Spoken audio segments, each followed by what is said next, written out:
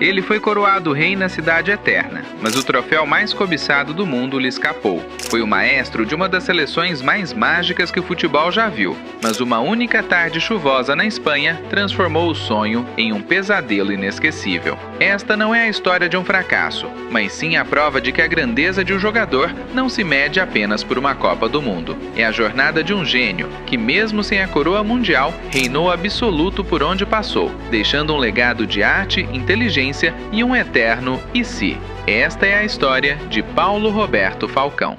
Paulo Roberto Falcão era conhecido pela sua classe. Em campo, ele se movia com uma elegância e inteligência que pareciam desafiar a velocidade do jogo. Ele era o cérebro, o jogador que ditava o ritmo. Sua arma não era a força, mas a visão de jogo, a precisão cirúrgica de seus passes e a capacidade de estar sempre no lugar certo. Passes de 3 dedos, lançamentos milimétricos, controle de bola. Para ele, o complexo parecia simples.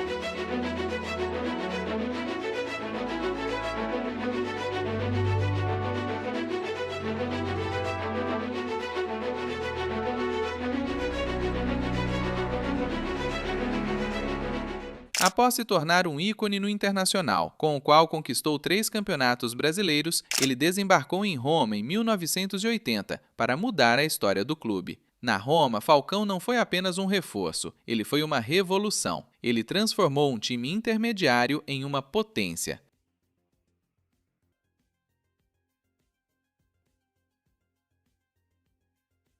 Sob o comando do técnico Nils Lidholm, a Roma não só vencia, mas jogava com a confiança de um gigante, liderada pela genialidade do brasileiro. Eles conquistaram a Copa da Itália e, mais importante, o Campeonato Italiano na temporada 1982/83, um título que o clube não via há 41 anos. Falcão foi tão dominante que os torcedores o apelidaram de o 8º rei de Roma. Como é que é carregar esse título de rei de Roma?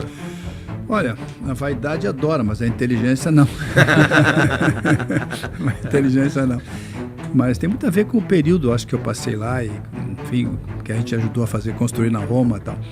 Mas é um exagero, evidentemente, do romano, que é um povo maravilhoso, exagerado. Sua Majestade, porém, conheceria uma grande frustração: a derrota na final da Liga dos Campeões de 1984, em casa para o Liverpool. Mas antes de se consolidar como rei na Itália, Falcão foi o maestro de uma das seleções mais incríveis de todos os tempos. Na Copa de 1982, o Brasil de Tele Santana, com Zico, Sócrates e companhia, encantou o mundo. Era uma equipe que jogava o futebol arte, a grande favorita ao título na Espanha. O palco estava montado, só que o sonho virou pesadelo. No jogo decisivo da segunda fase contra a Itália, bastava um empate. Em uma partida histórica, o Brasil buscou a igualdade 2 vezes, a segunda com um gol memorável de Falcão de fora da área. Mas um terceiro gol de Paolo Rossi selou o destino daquela geração. A seleção mais elogiada do planeta estava eliminada, naquela que ficou conhecida como a tragédia do Sarriá.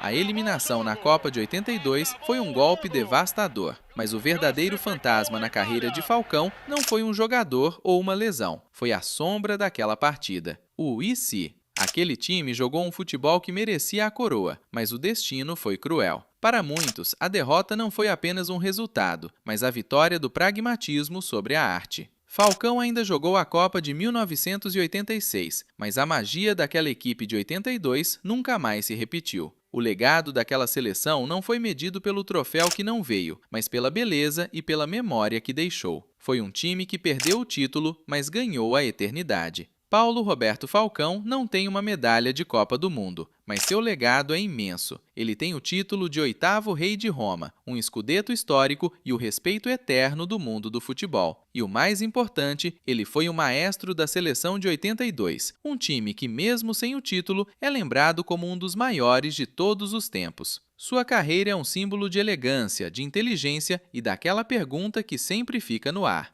e se? Ele se tornou uma lenda não apenas pelo que ganhou, mas pela arte que nos proporcionou e que o destino nos impediu de ver coroada. Ele se tornou eterno por sua genialidade, uma majestade que nenhuma derrota pôde apagar.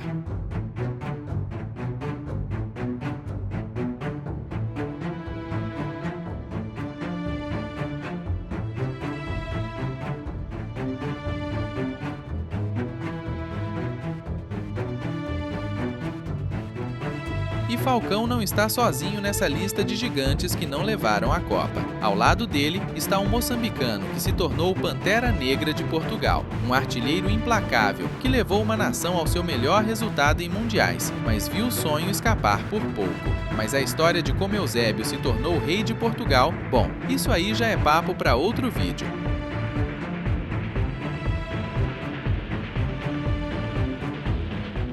Histórias como a do rei de Roma nos mostram que a grandeza de um jogador pode ser medida de várias formas, pelos títulos, pela beleza do jogo e pelo impacto cultural que ele deixa. Se você também se inspira com o poder dessas jornadas, não se esqueça de se inscrever no canal, deixar seu like e compartilhar o vídeo. E comente aqui embaixo, na sua opinião, a seleção de 82 foi a maior que não ganhou uma Copa? Salve galera, se você assim como eu gosta de conteúdo de vídeo de jogadores lendários, deixa o like, se inscreve aqui no canal, comenta aqui embaixo também para eu saber se vocês estão postando conteúdo.